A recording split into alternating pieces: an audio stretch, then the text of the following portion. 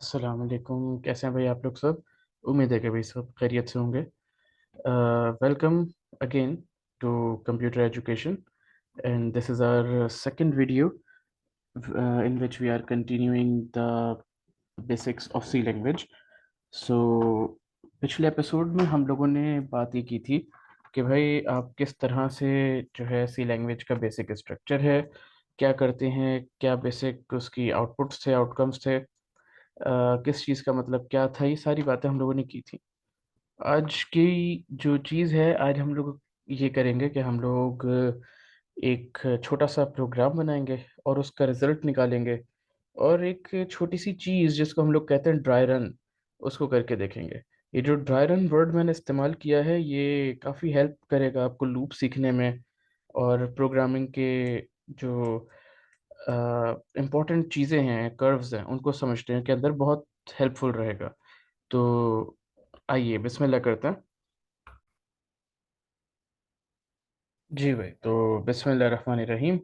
तो भाई मामलात ये हैं कि हम लोग जो है बात जिस चीज़ के ऊपर कर चुके थे, वो ये बेसिक स्ट्रक्चर था। इसके बारे में हम लोगों ने बातचीत कर ली थी कि भाई ये बेसिक स्ट्रक्चर कैसे काम करता है, क्या नहीं करता। कि भाई ये इंक्लूड का मतलब क्या है, एसटीडी का मतलब क्या है, आईओ का मतलब क्या है, ये सारी बातें हम लोग कर चुके थे। ये पिछले एपिसोड में, आई मीन टू से लास्ट वीडियो के अंदर, जो कि डिस्क्रिप्शन में लिंक भी मौजूद है, उसके अंदर आप लोगों ने ये चीज़ें देखी थी। ठीक है जी। तो उसी के ऊपर थोड़ी सी बात को मैं आगे बढ़ा रहा हूँ कि अब हम लोगों ने क्या करना है। अब हम लोग एक नई चीज़ सीखने के लिए जा रहे हैं। उस नई चीज़ का नाम है बेटा, जिसको हम लोग कहते हैं आउटपुट फंक्शन। क्या कहते हैं भाई? Output function. अब ये आउटपुट फंक्शन, सबसे पहले मैं ये पढ़ाता हूँ ताकि ज़रा बच्चों को समझ में तो आए। आउटपुट फंक्शन कौन सा है भाई हमारे पास सी लैंग्वेज के अंदर, जो बेसिकली इस्तेमाल करते हैं? उसका नाम है बेटा प्रिंट एफ। इसका एक फॉर्मेट है, एक तरीकेकार है। इसके अंदर कोडिंग ब्लॉक के सॉरी प्रिंट एफ लिखा। अच्छा, याद रखिएगा प्रिंट और एफ इसी के साथ है, गैप नहीं है दरमियान में। उसके बाद ब्रैकेट ओपन, जिसको हम लोगों ने पैरेंथेसिस का नाम दिया था। और फिर ये देखिएगा, ये इन्वर्टेड कोट्स हैं, ओपन किए और इन्वर्टेड कोट्स क्लोज किए, फिर पैरेंथेसिस को क्लोज कर दिया। उसके बाद सेमी कॉलन लगाया। अब व्हाट इज सेमी कॉलन, इसके ऊपर ही बात करेंगे। और ये इन्वर्टेड कोट्स है, इनके ऊपर ही बात करेंगे। अच्छा, होता क्या है भाई? होता ये है कि जब आप ये सेमीकोलन लगा देते हैं, तो ये जो जो सेंटर एरिया है, जो इन्वर्टेड कोट्स के दरमियान का एरिया है, इस एरिया की बात कर रहा हूँ। इस एरिया के अंदर हम वो मैसेज लिखते हैं जो हम चाहते हैं कि स्क्रीन पर आए। मैं यहाँ पर कुछ भी लिखूंगा, वो स्क्रीन के ऊपर शो हो रहा होगा। आई विल शो यू इंशाल्लाह ताला। अच्छा जी, ज़रा इसको देख लेते हैं पहले कि कुछ चीज़ें जो इसमें हैं वो किस तरह काम कर रही हैं। जैसे कि ये, अगर मैं इसकी बात करूँ सेमीकोलन की, तो अगर मैं यहाँ पर एक एग्जांपल देते हैं आपको ज़रा, वो ज़रा बेहतर रहेगी आपके लिए। Late me share with you an example. मैंने लिखा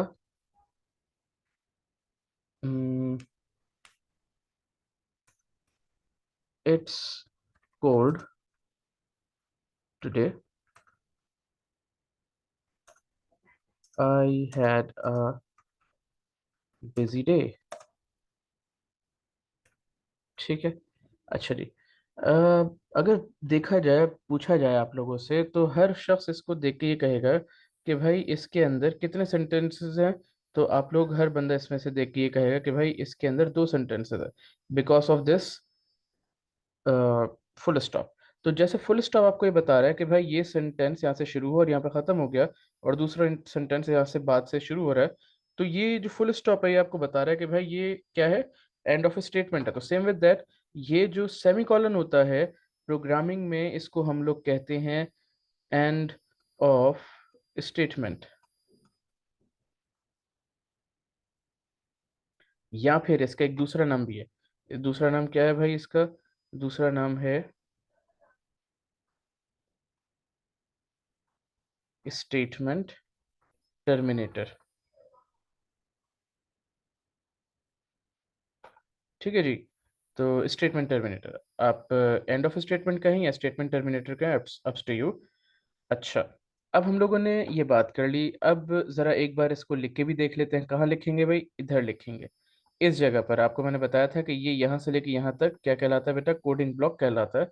तो इस कोडिंग ब्लॉक के अंदर मैंने लिखा PRINTF, प्रिंट एफ। और मैंने इन्वर्टेड कोट्स ओपन किए और मैंने यहाँ पर लिखा मिसाल के तौर पर सी लैंग्वेज।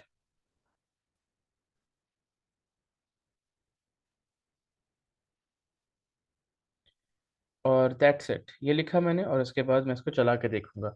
अब इसको क्या कहाँ पर चलाएंगे उसके लिए मैंने आपको कल बताया था लास्ट में। मेरा कहने का मतलब है लास्ट वीडियो के अंदर, लिंक इन द डिस्क्रिप्शन। तो उसके अंदर मैंने आपको बताया था कि भाई हम लोग एक कंपाइलर यूज़ करते हैं। कंपाइलर बेस्ड लैंग्वेज है तो कंपाइलर यूज़ किया जाता है। तो कौन सा कंपाइलर यूज़ करेंगे? बेहतर ये है, मैं अपने स्टूडेंट्स को ये कहता हूँ कि देखो इसके लिए बेहतर है कि आप लोग turbo C plus plus use करें। रीज़न इज़ दैट कि ये नो डाउट बहुत पुराना है, बहुत आउटडेटेड है, मगर ये आपको जो है ना कोडिंग करना सिखाता है। जैसे बाकी जो होते हैं उनके अंदर आपने इन्वर्टेड कोड्स डाले तो दूसरी तरफ के इन्वर्टेड कोड्स खुद ब खुद आ जाते हैं। यहाँ पर आपको खुद हर एक चीज़ का ख्याल रखना पड़ता है, तो आपके जहन में वो हर चीज़ रहती है कि कौन सी चीज़ कहाँ लगानी है। तो पर्सनली मेरा तो ये ख्याल है कि आप लोग इसके ऊपर जाएं, but if you are not comfortable you can go with Dev C plus plus. ठीक है जी। तो ये है आपके पास दो कंपाइलर्स जो इजीली अवेलेबल है। और भी बहुत सारे कंपाइलर्स हैं जो इजीली अवेलेबल हैं आप लोगों के पास। अच्छा, अगर आप लोग मोबाइल पे करना चाहते हैं तो मोबाइल पर भी जो है फॉर मोबाइल में यहाँ पर लिख देता हूँ। मोबाइल फ़ोन्स के लिए क्या कर सकते हैं भाई आप लोग? मोबाइल फ़ोन्स के लिए या यहाँ पर ज़रा अलग स्लाइड ले लेते हैं, ज़रा साफ सुथरा सा करके लिख देते हैं।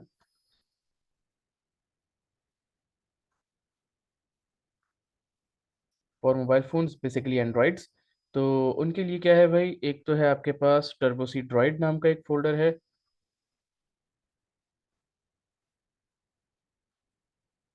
अच्छा जी, और कौन सा है भाई? It is T turbo C droid. और उसके अलावा हमारे पास है सी कंपाइलर के नाम से।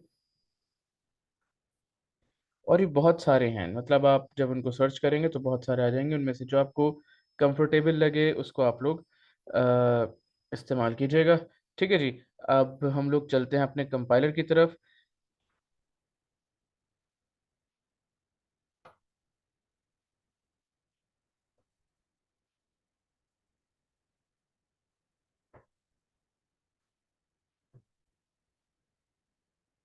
अच्छा जी, एक तो तरीक़ेकार ये है कि भाई मैं आपको समझाऊं कि भाई डाउनलोड कैसे करते हैं। तो आइए पहले डाउनलोडिंग की तरफ चलते हैं। मैंने यहाँ पर Dev C plus plus downloading पे ही लगाया हुआ था ताकि मैं आप लोगों को ये सारी बातें बता सकूं।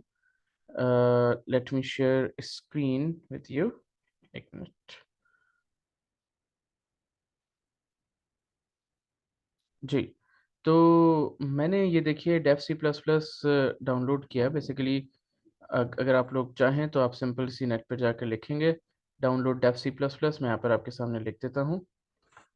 मैंने लिखा DOWN डाउनलोड। ये रहा Dev C plus plus for PC। आप अपना विंडोज़ वगैरह बता दीजिए कौन सी विंडोज़ है, उस हिसाब से आ जाता है। वैसे नॉर्मली हमारे पास जो फर्स्ट है ये चल रही होती है। इसी के अंदर अगर आप क्लिक करेंगे, क्लिक करने के बाद आपके पास ये फर्स्ट डाउनलोड और ये सिंपल डाउनलोड हो जाएगा। ठीक है जी। अच्छा, खैर अब ये दोबारा से डाउनलोड होना शुरू हो गया। Let me cancel this. अच्छा, एक और चीज़, अगर आप टर्बो सी के ऊपर बात करना चाहते हैं तो मैं आपको टर्बो सी का इन्वायरमेंट भी दिखा देता हूँ। ये जो टर्बो सी है ये काफ़ी पुरानी है और बड़ी मज़ेदार सी है। मतलब पर्सनली मुझे बड़ी अच्छी लगती है क्योंकि इसके अंदर हैंड्स ऑन होते हैं। आपको पता चलता है कि कौन सी चीज़ कहाँ है, क्या है, कैसी है। ज़रा देखिएगा, इसको कुछ इस तरह का इन्वायरमेंट है। ब्लू इंटरफेस है। अमूमन बच्चों को अच्छा नहीं लगता कि कलरफुल नहीं है, मज़ेदार नहीं है, बट आप लोगों की जो हैंड्स ऑन प्रैक्टिस है वो इसी के ऊपर होती है और बहुत अच्छी होती है।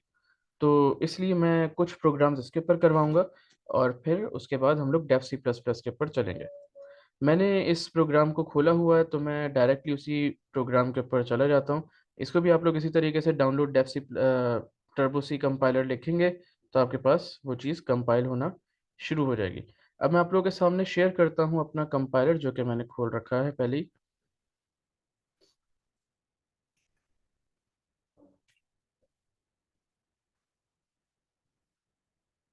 जी, तो भाई ये है आपके पास एक बेसिक नन्ना मुन्ना सा कंपाइलर, जिसको हम लोग सी कंपाइलर कहते हैं। इसके अंदर हम लोग कर क्या रहे हैं भाई, इसके अंदर हम लोग कर ये रहे हैं कि भाई ये जो ऊपर वाली लाइन कहलाती है बेटा, इसको हम लोग कहते हैं file menu, I mean menu bar. और अगर गौर से देखें, अब मैं कर्सर अपना मूव ज़रा कम करूंगा, मैं सिंपल आपको कीबोर्ड से बताऊंगा, क्योंकि एक कीबोर्ड आई मीन एक वैसे ही बात बता रहा हूँ आपको कि जो शख्स कीबोर्ड इस्तेमाल करता है वो ज़रा ज़्यादा जल्दी काम कर लेता है बजाय माउस यूज़ करने वाले के। तो बहरहाल, अब अगर आप ज़रा गौर से देखें तो इसका एफ रेड से लिखा हुआ है, इसका ई जो है रेड से लिखा हुआ है, and so on so four. इसी तरीके से इन सब के बारे में जो कैपिटल चीज़ें हैं वो इसी तरीके से लिखी गई हैं। ठीक है।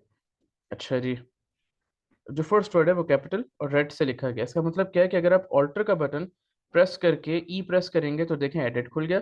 ऑल्टर का बटन प्रेस करके एस किया तो सर्च खुल गया। ऑल्टर का बटन प्रेस करके डब्ल्यू प्रेस किया तो ये खुल गया। ठीक है जी, अब मैं डायरेक्टली फाइल पर जाता हूँ। फाइल पर जाने के बाद न्यू पर गए और अब ये इसका स्ट्रक्चर खुल गया। अच्छा जी, मैंने लिखा हैश इंक्लूड, जो कि आप लोगों को बताया था basic structure, CLUDE, hash include STD। अच्छा, आप आगे पीछे भी कर सकते हैं, कौन आयो डॉट एच, ये यूं भी कर सकते हैं, और in case if you want तो आप यूं भी कर सकते हैं, CLUDE STDIO.h। अच्छा, हम लोगों ने जब इसको याद किया था, यहाँ मैं अमूमन जब बच्चों को बताता हूँ तो यूं कहते हैं कि आपके गेट पर नॉक हुआ तो पूछा कौन आयो, तो दूसरे बंदे ने जवाब दिया STD आयो। तो इट्स अप टू यू, आप कैसे याद रखते हैं। तो बस एक ट्रिक है छोटी सी, आप याद रखना चाहें तो ऐसे कर सकते हैं। अब मैंने यहाँ पर लिखा हमारा प्रिंट एफ का नाम, और मैंने यहाँ पर लिखा हमारे चैनल का नाम, कंप्यूटर EDUCATION, कंप्यूटर एजुकेशन।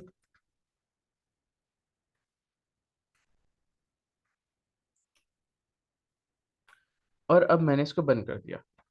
अच्छा जी, अब मैं इस प्रोग्राम को चलाना चाहता हूँ। मैंने क्या किया, कंट्रोल R प्रेस किया तो देखिए मैं रन पर चला गया, ये देखिए आपके सामने।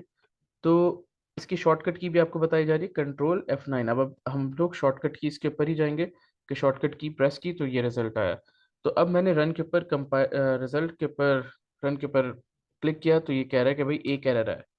अच्छा जी, कहा ही जा रहा है कि हम लोगों ने एक मेन लाइन नहीं लिखी बेटा, और आप लोगों ने मुझे बताया भी नहीं। चलिए, अब बात समझ में आई कि मैंने आपको बताया था कि जब मेन नहीं लिखते तो प्रोग्राम रन नहीं होता। दैट इज़ द रीज़न बेटा। देखिए आपके सामने मैंने फर्स्टली इसलिए इसको रखा कि भाई मेन नहीं था तो प्रोग्राम नहीं चला। अब चला के देखते हैं, कंट्रोल F9, अब ये प्रोग्राम बिल्कुल रन कर रहा है। बट एक ब्लैक स्क्रीन सी आई, शायद आप लोगों ने नोट भी ना की हो, और प्रोग्राम रुका नहीं। आई मीन प्रोग्राम चला तो सही, कोई एरर नहीं था, बट प्रोग्राम का कोई रिजल्ट नहीं दिखा हमें। ऐसा क्यों हुआ? ऐसा इसलिए हुआ बेटा क्योंकि कंप्यूटर ने काम किया, स्पीड में किया, काम किया और वापस आ गया। अब हमारे देखने के लिए रुका ही नहीं। तो इसको रोके कैसे? उसके लिए फिलहाल हम लोग एक फंक्शन पढ़ रहे हैं जिसको हम लोग कहते हैं गेट सी एच। क्या कहते हैं फिर उसको? Get C H. Get C H एक फंक्शन है, ओरिजिनली तो ये किसी और काम के लिए होता है, बट फिलहाल हम लोग इसको इसलिए इस्तेमाल करें ताकि हम लोग स्क्रीन को पॉज कर सकें। अच्छा, एक और फंक्शन मैं यहाँ पर इस्तेमाल कर रहा हूँ जिसके अंदर हम लोग CLR SCR लिखते हैं। अब ये क्या करता है इसको ये मैं बताऊंगा। अब मैंने दोबारा से चलाया कंट्रोल F9। अब ज़रा देखिए, अगर आप लोगों ने पुरानी स्क्रीन देखी हो तो उसके अंदर क्या था बेटा, जो चीज़ें थी वो मिटा देता है CLR SCR। अब देखिए हमारी स्क्रीन रुकी हुई है, ये देखें कर्सर भी ब्लिंक कर रहा है। कर्सर ब्लिंक क्यों कर रहा है बेटा? इस वजह से ताकि आप लोग कोई वैल्यू देंगे तो ये वापस चला जाएगा। इस वक्त ये हमारे लिए रुका हुआ है। अब मैंने कोई बटन प्रेस किया तो ये अब वहां से रिवर्स हो गया, प्रोग्राम पर आ गया। अच्छा, अब ये बताइए कि ये CLR SCR क्या करता है। तो भाई ये CLR SCR करता ये है, इसको दो हिस्सों में तकसीम किया जाता है। CLR stands for clear, SCR stands for screen. मतलब मैं अगर इसकी बात करूं, क्लियर स्क्रीन की बात करूं, तो आपको शायद मालूम हो, सॉरी एक सेकंड।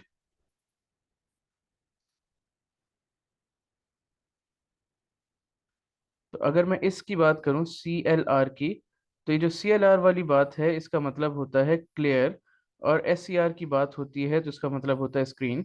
मतलब आप स्क्रीन को, CLR क्लियर और SCR स्टैंड्स फॉर स्क्रीन, आप स्क्रीन को क्लियर कर दो। जैसे हम लोग इसको करते हैं तो होता क्या है, आप जरा देखिएगा, मैं यहीं पे इसको करके दिखाता हूँ।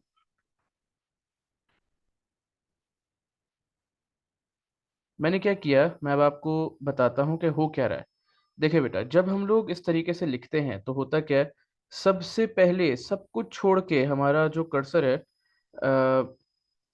वो क्या करता है भाई, वो सब कुछ छोड़ छाड़ के कहाँ पर आता है भाई, मेन प्रोग्राम पे। मेन प्रोग्राम पर आया, मेन फंक्शन के पर आने के बाद क्या किया भाई इसने, इसने ये किया कि यहाँ से नीचे आ गए। नीचे आने के बाद क्या हुआ, नीचे आने के बाद ये हुआ कि इसने देखा एक फंक्शन क्या लिखा है भाई, CLR SCR। अब इसको नहीं पता कि क्या मतलब है इसका, तो ये कहाँ गया, इसको जानने के लिए इन दोनों हेडर फाइल्स, जिनको हम लोग लाइब्रेरीज कहते हैं, इनके पास गया। ठीक है जी, इनको हम लोग क्या कहते हैं बेटा, लाइब्रेरीज। तो इन लाइब्रेरीज के पास गए और इन लाइब्रेरीज से जाके पूछा कि भाई इसका मतलब क्या है जो लिखा हुआ है। तो लाइब्रेरीज ने ये बताया कि भाई इसका मतलब ये है कि स्क्रीन पे के ऊपर जो भी कुछ लिखा हुआ है, जो भी कुछ गंदगी की हुई है, पुराना जो लिखा हुआ है, उसको हटा दिया जाए और उसकी जगह पर कर्सर को कहाँ लेके आ जाए भाई, इस जगह पर। मैं दोबारा से इसको लिखता हूँ, कहाँ पर लेके आ जाए भी कर्सर को, इस जगह पर जहां पर आपका इस वक्त मेरा, आप लोग कर्सर देख रहे हैं। ठीक है जी। अच्छा भाई, कर्सर आ गया ये इस जगह पर, ठीक है। अच्छा, उसके बाद प्रिंट एफ के ऊपर है। अब ये प्रिंट एफ को भी नहीं जानता प्रिंट एफ क्या है, तो फिर क्या करें भाई, तो फिर ये दोबारा से गया ऊपर, फिर दोबारा से जाके पूछा कि भाई बताओ तो सही इस प्रिंट एफ का मतलब क्या है। तो फिर पता ये चला लाइब्रेरी से जाकर कि भाई जो भी कुछ इन्वर्टेड कोट्स में लिखा है उसको स्क्रीन पर डिस्प्ले कर दो। तो इसने स्क्रीन के ऊपर लिख दिया कंप्यूटर एजुकेशन, और उसके बाद गेट CH। अब इसके बारे में भी नहीं पता, तो अब ये क्या करता है, फिर पूछा, फिर पता ये चला कि गेट करेक्टर, जब तक कोई बटन ना प्रेस हो वहीं रुके रहो। तो यही इसलिए हम लोग इसको स्क्रीन पॉज करने के लिए इस्तेमाल करते हैं। ओरिजिनली ये स्क्रीन पॉज नहीं करता। ठीक है जी। तो आप लोगों ने इसका रिजल्ट भी देखा, इसी तरीके से इसके बारे में सारी चीज़ें मैंने अभी आपको बताई। मैं एक और फंक्शन यहाँ पर लिखता हूँ,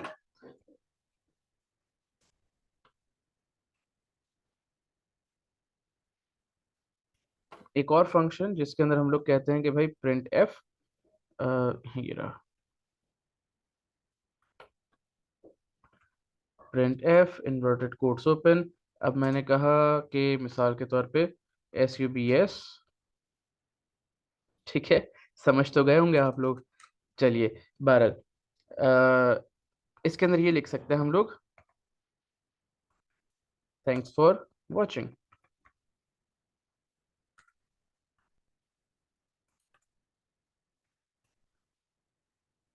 ठीक है जी। अब मैं आप लोगों को इसको हाईलाइट इसलिए कर रहा हूँ ताकि आप लोगों को ज़रा दिख जाए। ठीक है, दोबारा से चलाते हैं, Ctrl F9। अब ये आपको दिख रहा होगा कि कंप्यूटर एजुकेशन, और आप लोगों के सामने ये स्क्रीन जो है वो दिख रही होगी कि थैंक्स फॉर वाचिंग। तो थैंक यू बेटा, आज के लिए इतना ही। नेक्स्ट वीडियो में इंशाल्लाह ताला आप लोगों से मुलाकात करते हैं। That's it from my side. और एक चीज़ और भाई, don't forget to subscribe, I mean to say subscribe and like my channel. Thank you.